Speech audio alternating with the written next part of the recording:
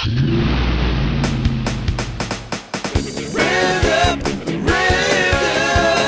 up.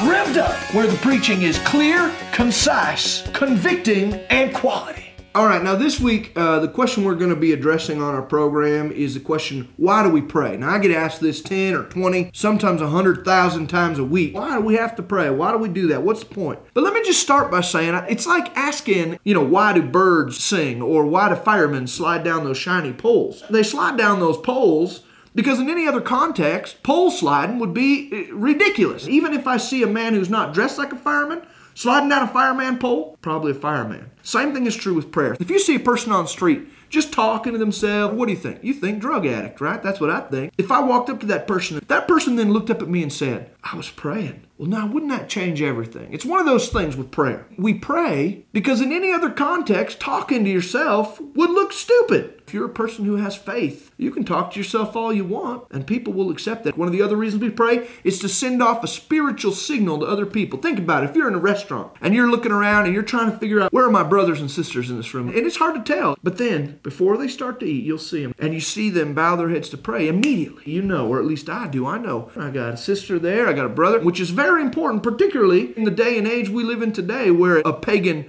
versus Christian battle could erupt. You want to know who's on your side should violence erupt. I think it's also good to say that we pray to help him remember that we really want him to do what we're telling him to do. I have children, they're grown now, but when they were young, I took two strategies with my children. They'd say, we want this or we want that. Two things I do. The first one is sometimes I pretend like I couldn't hear them. And they'd say, Dad, did you hear us say we said we wanted those toothpicks with cellophane? And I'd say, huh? Like that, and just pretend like I couldn't hear them. And then the other thing I did sometimes is I pretend like I didn't understand them. So they'd say, we want a whole pack of tennis balls. And I'd look at them and I'd say, I'm sorry, did you say that you're ready to go to bed now? And they hate that. And then, of course, eventually I'd give them the tennis ball, because as a parent, kids have to learn to be quiet. And sometimes the only way to teach them that lesson is to give them what they're asking for. The same thing is true with God. At some level, we pray because we want to remind him what we want. Sometimes he's going to say, huh? Did you say you want to be a missionary? And we're going to be like, no, I want a convertible. But eventually, I believe that there is a point then where God is going to say, all right, whatever, D-Ray, here's the convertible. Just shut up. What I'm not saying here is I'm not saying that prayer is like magic. What it is that you pray verbally things, and then over here, other stuff happens. Like, for instance, when I go to the mall, one thing I use prayer for on a regular basis is to get a spot up close. It's prayer